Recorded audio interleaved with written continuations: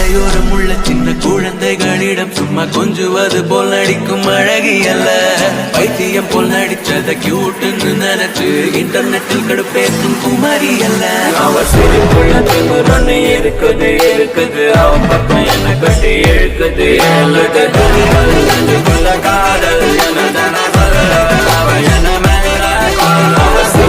திமுறன்னு இருக்குது இருக்குது, அவன் பக்கம் என்ன கட்டி இழுக்குது காதல் என்ன சொல்ல